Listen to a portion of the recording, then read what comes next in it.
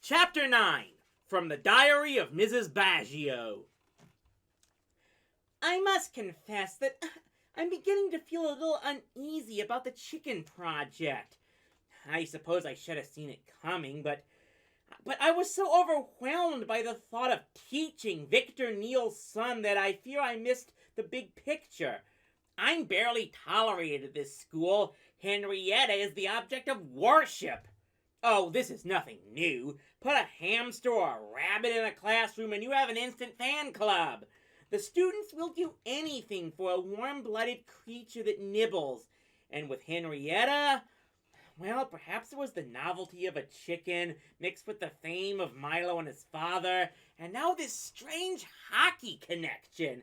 It was spontaneous combustion, an overnight success story. A star was born. I've never had so many students come into my lab. I've never seen so much interest in science.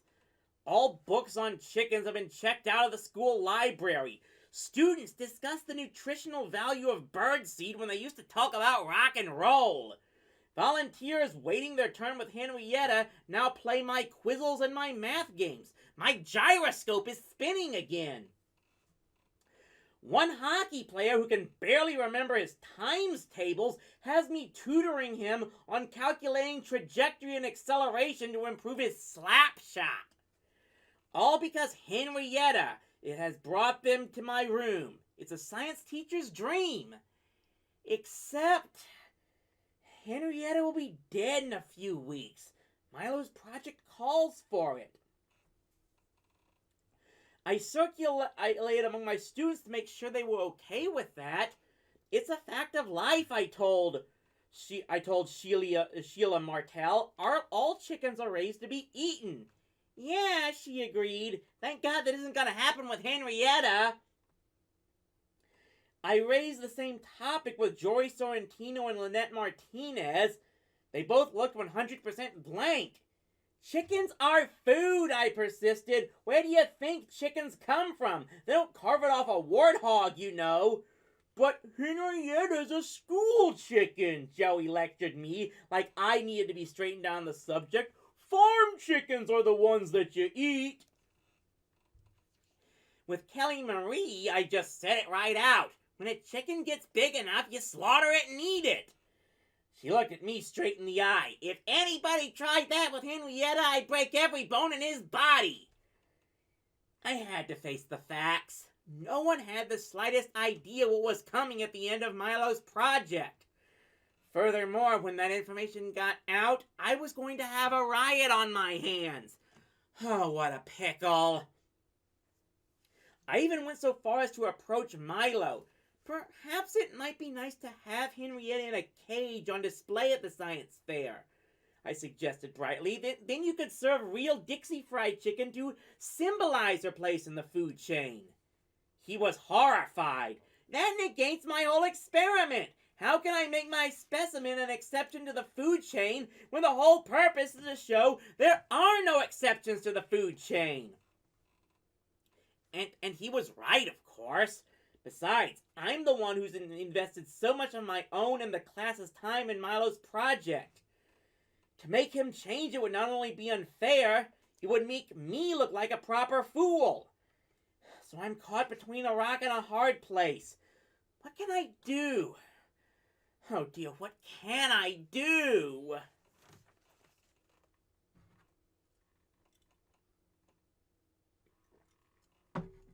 Chapter 10.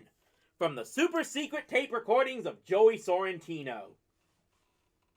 Lynette says it was fate that the Neals got divorced and Milo and his mom moved to St. Martin and Milo ended up going to our school. Lynette says it was no accident that Milo got put in the bags class and that he was doing his project on a chicken and that chicken turned out to be Henrietta. It was destiny.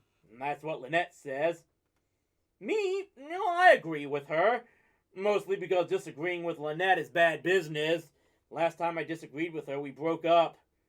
And the time before that. And the time before that. But enough of my love life. This is supposed to be about Henrietta. She's the greatest. Our dog is lazy and he has bad breath. And I'm positive our cat has a split personality. My brother's hamster is a near idiot, running on that dumb wheel all day. But when I look into Henrietta's bright chicken eyes, I know I've got a friend who'll never let me down. Lynette says Henrietta and I are on the same wavelength, although I'm pretty sure I heard somewhere that chickens can't swim. Take last night's Ranger game, for example. We were down 6-3 against Minnetonka, and Steve was still out with his sprained thumb, and Adam was in the penalty box for misconduct, and the wall was even worse than usual in net, and DV was benched because he took a crazy slap shot and busted the skylight in the community center. Our fans were leaving, Coach Crenshaw was yelling, and the winning streak was going down the tubes. Then all of a sudden, Henrietta squawked. Not any little baby chirp, but a real grown-up chicken squawk. Her first one. "Time out!" bellowed a voice. "Time out!" echoed the coach in disbelief. "Only I call time out! Who said that?" It was Kelly Marie, who always sat directly behind the team so she could keep an eye on Henrietta. "Did you hear that?" She climbed out of her seat and onto our bench and picked up the old parrot cage that was Henrietta's home during Ranger game. "She squawked, and she ruffled the little feathers. I saw!" "What's wrong with the chicken?" called Adam anxiously from the penalty box. "She squawked!" called half a dozen Rangers in a state of high excitement. "She's trying to tell us something," I said breathlessly. "She sees how lousy we've been playing." "You don't need a chicken to tell you that!" Coach Crenshaw was starting to look a little upset. "You guys make me sick," Kelly Marie snorted. "You don't care about Henrietta as a person. You're not interested that she's growing up. You just want her to help you play your stupid hockey." The coach blew his stack. "What's so bad about that? We're a hockey team. This is a hockey rink. We're in the middle of a hockey game. What are we supposed to play? Yahtzee?" The referee skated over. "Rangers, your time's up." "But Henrietta talked," DV explained, "and we can't figure out what she said." "I'll tell you what she said," roared the ref. "She said, 'Get your butts on the ice, or you're getting a penalty for delay of game.' That's what she said." Then Henrietta squawked again, and from that moment on, our feet had wings. We scored 5 goals in 5 minutes to win the game 8-6. An amazing come-from-behind victory, and we owed it all to our mascot. Lynette says Henrietta squawked to show that just like she was maturing, we had to mature as a hockey team. Man, I like to see any dog or cat do that.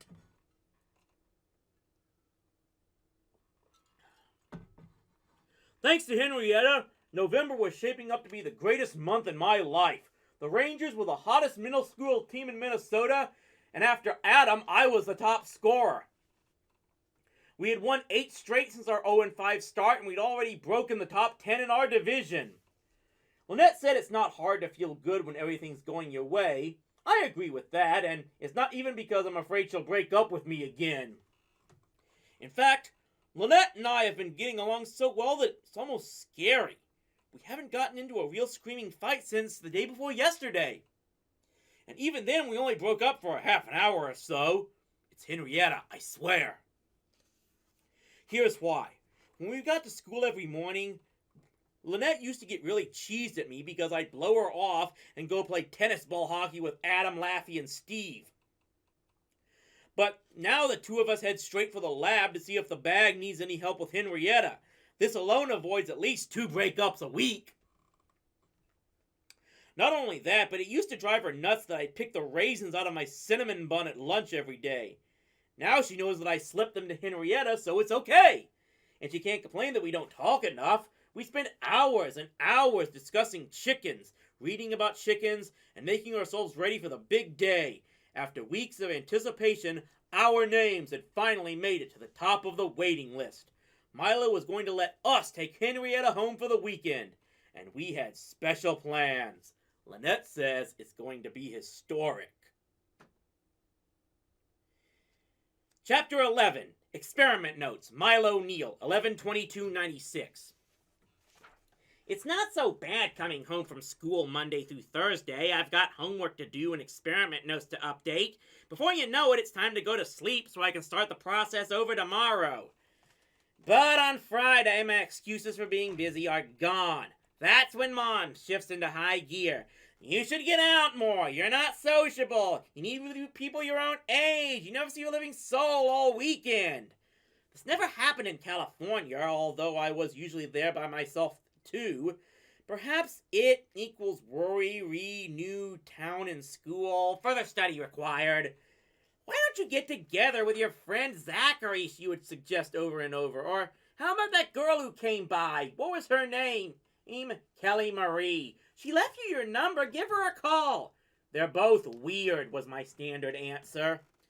The problem might have been a little easier if I had my specimen to care for over Saturday and Sunday. But thanks to Mrs. B, that was never gonna happen. Why is it such a big deal to help me by taking the subject for a weekend? Joey S. and Lynette M. practically danced with the cage all the way out of the lab. And it's not just those two. There are 31 names on the sign-up sheet. Baffling because the experiment will be over long before 31 weeks and subject will no longer exist for the study required. But when I got home that Friday, my mother wasn't in nagging mode at all. In fact, she was waiting by the door, beaming. I have the most wonderful news, she said. I brightened. Dad's coming? She gave me a sympathetic smile. No, Milo, not yet. But guess what? You've been invited to a party tonight. I stared at her. By who? I got all the information on the telephone pad upstairs. What a nice girl, so friendly.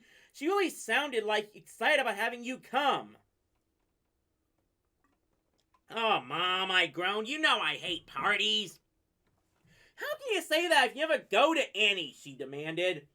I never stick my head in the furnace either, but I know it's lousy. I'm not going, I insisted. I won't know anybody there. That's not true, my mother pounced on it. The girl having the party must know you, right? Otherwise, why would she call to invite you? Because my chicken is more popular than Santa Claus, I explained bitingly, and definitely a whole lot popular than me. Well, Zachary's going to be at the party, she countered. This is why my mother should never go into sales. ZG is not going to put me over the top in response to this party. This equals a real estate agent saying, buy this house, it's built on a nice toxic waste dump. I said, how could you know that Zachary will be there? She looked a little sheepish. I phoned him. He says he'll meet you at the party. That'll be a trick because I'm not going. Suddenly, Mom changed tactics and decided to play it cool. Okay, I can't force you to go if you don't want to, even though you'll be miserable staying around here. She personally would be supplying the misery. Fine. Now, you can go and lie around the house like a sack of flour, and I'll call you when dinner's ready. I had to admire her willpower. I knew she was dying to run upstairs and get her message pad so she could read me the details of this party. I admit I was a little curious myself. Who was the mysterious hostess? But I would have died before asking. The standoff stayed friendly through dinner. Then, while I was loading the dishwasher, I noticed Mom's speech had become short and clipped. Later, in front of the TV, the silent treatment began. The standoff stayed friendly through dinner. Then, while I was loading the dishwasher, I noticed Mom's speech had become short and clipped. Later, in front of the TV, the silent treatment began. But I could see her dance glancing toward the stairs which led up to the details of the party I hoped I was missing by now. My mother looks totally serene when she's angry, but you can almost hear the hiss of the boiler room filling up with steam just below the surface, further study required. Finally, I could take it no longer. What? She glared at me. I can accept that you don't want to go to this party, but the least you could do is phone that poor girl and tell her you can't make it. Oh, all right, I sighed. What's the number? She dashed upstairs and returned seconds later with a sheet from her memo pad. I stared. Lynette Martinez, 18 Apple Blossom Lane, 7:30 p.m. I was shocked. That's impossible! I took the message myself, Milo. But Lynette can't be having a party, I protested. She's looking after my specimen this weekend. It was my mother's turn to sigh. You and your father, honestly. The world has to grind to a halt for the experiment. Do you really think this Lynette might endanger your chicken? I imagined the kind of party LM might have. I didn't conjure up the image of people in tuxedos playing Parcheesi while a string quartet performed Mozart. I ran for my coat. I've got to get over there! A wide grin split my mother's face. Don't forget to bring money. You might have to chip in for the pizza or something. I'm not going as a guest, I roared. I should have known, she laughed. You're going as a killjoy. That'll do wonders for your social life. I've got to retrieve my specimen! But I knew Mom was right. In addition to a nerd, a brain, an outsider, and a conceited snob, I was now going to be known as a party pooper. Why me? Further study required.